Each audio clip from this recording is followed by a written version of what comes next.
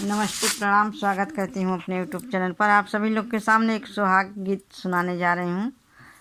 आप लोग फुल वॉच करके सुनिएगा और अच्छा लगे तो वीडियो को लाइक, सब्सक्राइब, शेयर जरूर करिएगा। हथवा में लोटाली, लोटावा में पानी जी, चली है सोहागले में बाबा की दुलारी जी, चली हैं सोहागले में बाबा की दुलारी जी।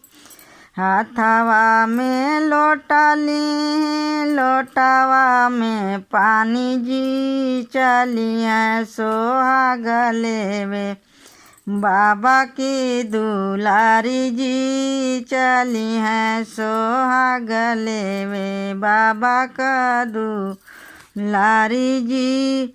गिरी गए लोटावा, ढरकी गए पानी जी, सुसुकी सुसुकी रोवे बाबा की दुलारी जी, सुसुकी सुसुकी रोवे।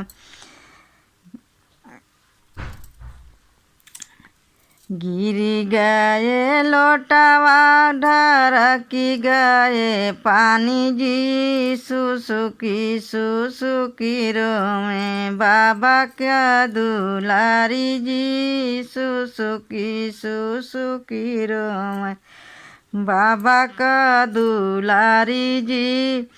घोड़ावा चढ़लया में दुल्हे कामन राम, काहे दाना रोवत बाड़ू बाबा फूलवारी जी, काहे धाना रोवत बाड़ू बाबा फूलवारी जी।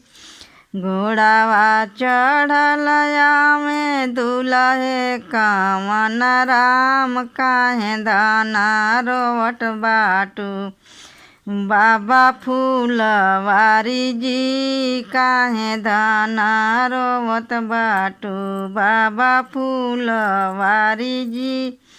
लाई देबो पंखा, चलाई देबो पानी जी, हंसी हंसी सी चुदाना बाबा फूलवारी जी, हंसी हंसी सी चुदाना बाबा फूलवारी जी।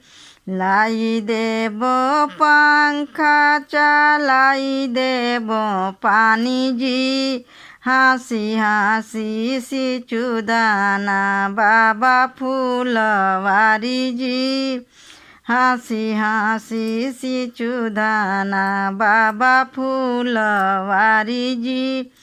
हाथवा में लोटाली, लोटावा में पानी जी, चली हैं सोहागले में बाबा का दुलारी जी।